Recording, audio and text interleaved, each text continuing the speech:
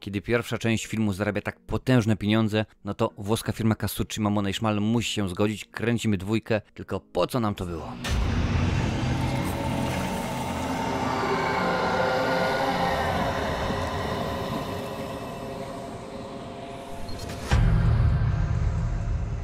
Omen 2 jest to kontynuacja hitu sprzed kilku lat, mimo że fabularnie mamy skok aż o 7 lat. W tym momencie Damien jest w szkole dla kadetów, no i okazuje się, powoli odkrywa, że tak, że nie jest sobą, że coś z nim jest nie tak. Nie będę więcej mówił, bo akurat nie o to chodzi, tutaj masz zwiastun, możesz patrzeć. Pierwsza część, no ta z Gregory Peckiem, która w tym momencie jest już kultowa.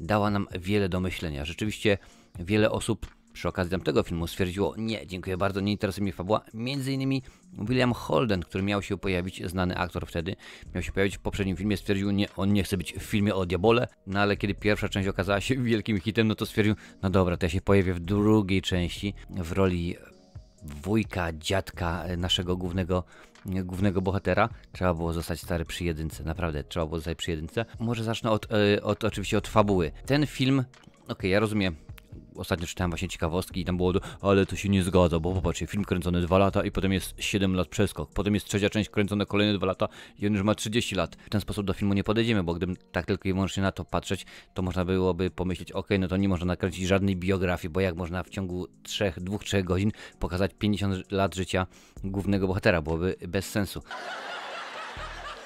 Nasz Damien odkrywa właśnie tutaj te swoje uroki bycia diabełem, dowiaduje się, że są ludzie, którzy go czczą, dowiaduje się, że są ludzie, którzy go pilnują i tak dalej, oczywiście. To wszystko się w tym filmie pojawia, ale ta fabuła jest jakaś taka rwana, szarpana, niespecjalnie tutaj cokolwiek się jakoś układa, bo osoby nawet, które już umierają, chciałbym powiedzieć, że no popatrzcie, tylko myślę o tych, że tak powiem, zgonach i to brzmi i wygląda naprawdę śmiesznie i tandetnie. To, że film, no, to nie jest komedia romantyczna, to jest horror. Tutaj ma się dziać, mamy być straszeni w ten lub inny sposób. Czy to przez straszaki, czy to przez klimat. Akurat jeżeli chodzi o takie filmy, to raczej klimat właśnie bardziej niż straszaki. Ma być to rzeczywiście się dziać. Ale tak naprawdę zgony, które w tym filmie wynikają, no są po prostu takie zdarzenia, że one się nie mają, to nawet oszukaj przeznaczenie, jest bardziej prawdopodobne w tym, co nam się dzieje, niż to, co się dzieje tutaj. No, nie jest dobrze, naprawdę, uwierz mi, nie jest dobrze, nieważne, czy to jest scena w windzie, w fabryce, czy na lodowisku, nie, to nie wygląda fajnie, to nie wygląda ciekawie, to nie jest po prostu interesujące i film twórcy założyli: okej, musimy się jakoś odróżnić od jedynki. Wiadomo, że nie można robić tego samego, bo w założeniu nie przyniesie to oczywiście skutku. Stwierdzili, troszeczkę będzie bardziej gore, więcej wrzucimy krwi, będzie się dużo więcej działo w tym aspekcie i rzeczywiście trzeba przyznać, pomysły były bardzo ciekawe, bo na przykład kiedy pewien kruk atakuje jedną z kobiet, no to żeby w ogóle usiadł jej na głowę, żeby zaczął ją dziobać, no to włożyli jej tam gdzieś w specjalną perukę trochę żarcia i ten kruk to żarcie wcinał. My o tym nie wiemy, ale rzeczywiście wygląda to bardzo rzeczywiście przekonująco, więc technicznie mieli kilka dobrych pomysłów, rzeczywiście wiedzieli, że jak to chcą zrobić, jak to chcemy ugrać. Mimo to technicznie ten film nie dojeżdża. Naprawdę ten film nie dojeżdża, bo nie ma znaczenia, czy mówimy o scenach w windzie, wspomniałem już wcześniej, czy o scenach, że tak powiem, z ciężarówką, kilka innych rzeczywiście.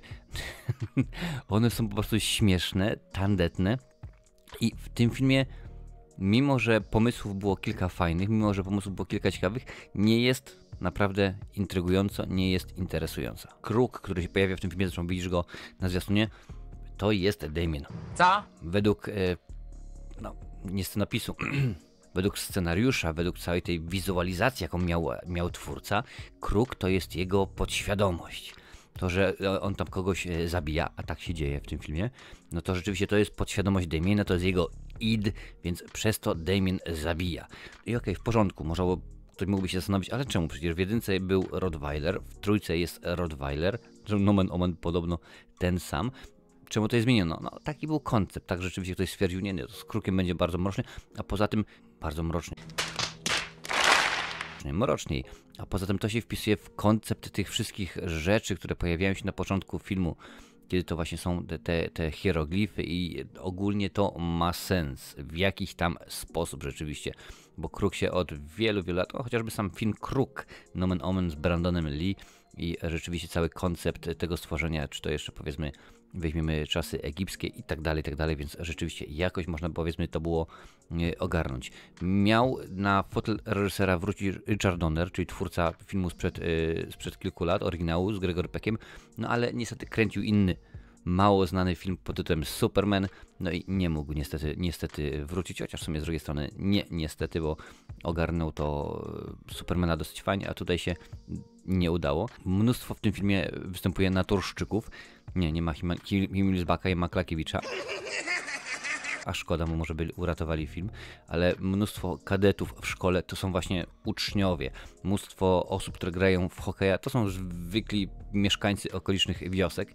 No, role pierwszoplanowe i drugoplanowe obsadzani są, chciałem powiedzieć, zawodowymi aktorami, ale pojawia się między innymi jedna z osób, która o horrorach wie wszystko, albo prawie wszystko, czyli Lance Henriksen. Bo to rzeczywiście nie jest jego pierwszy horror, mnóstwo naprawdę takowych w swojej karierze, ale stwierdził, ten film jest słaby. Naprawdę nie podobało mi się to, jak był kręcony, nie podobało mi się, jaki był scenariusz, nie pomógł on w ogóle mojej karierze i summa summarum ten film nie udał się. Zresztą on był zatrudniony przez poprzedniego reżysera, bo ten się oczywiście zmienił, gdyż były inne pomysły, inne koncepty. To też mnie bardzo śmieszy, że zmienił się koncept artystyczny. Czyli co, producent nie wiedział, co ma zamiar reżyser robić? Takie troszeczkę dla mnie dziwne.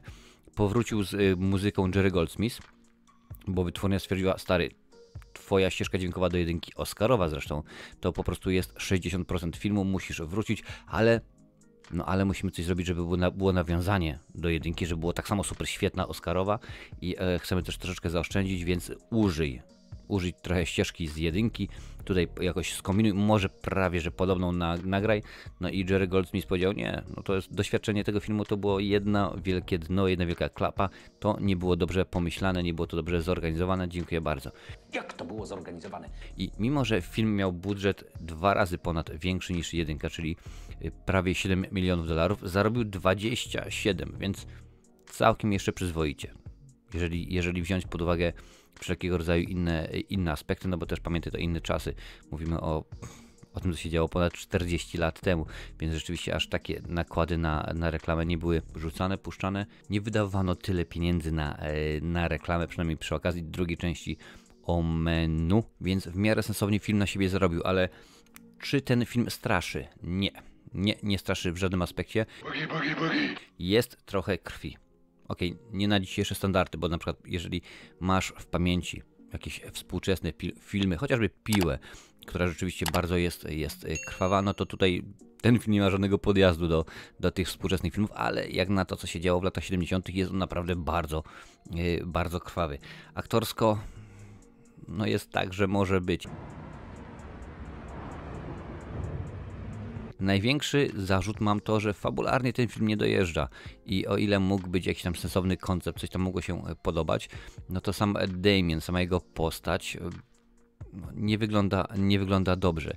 Tak naprawdę śmierci to są jakieś tam wypadkowe czegoś, to nawet trudno powiedzieć. Ja wiem, że w założeniu jest tak oczywiście, że my tutaj jesteśmy i te osoby giną, ponieważ przeszkadzają, ponieważ robią to, ponieważ robią tamto i siamto, no ale rzeczywiście jest to tak skonstruowane, że my wiemy o tym i mamy to tak albo bezczelnie łopatologicznie wywalone, tak wiesz, piąchą w nohala, żebyś przypadkiem czegoś się nie przegapił, albo po prostu połączenie tego jest tak śmieszne, dziwne i tandetnie zrobione, że tego się nie da oglądać. Dlatego, no niestety ja ten film odradzam. Nie jest to w skali 1:10 oczywiście, to nie jest zdecydowanie Władca Lalek, ale to nie jest kino, które mógłbym tobie polecić, powiedzieć, o, spokojnie obejrzyj sobie jak najbardziej, ale mimo, może masz ochotę zobaczyć, jak wygląda Omen, właściwie trylogia Omenu po wielu latach.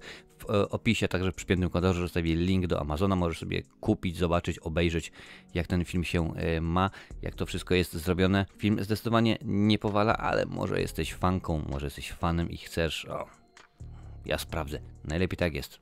Posłuchać skrucha, ale mimo wszystko sprawdzić i wyrobić sobie własną opinię, bo w tym momencie przynajmniej będziesz wiedzieć, na czym stoisz. A tu Jest dużo więcej kultowych horrorów.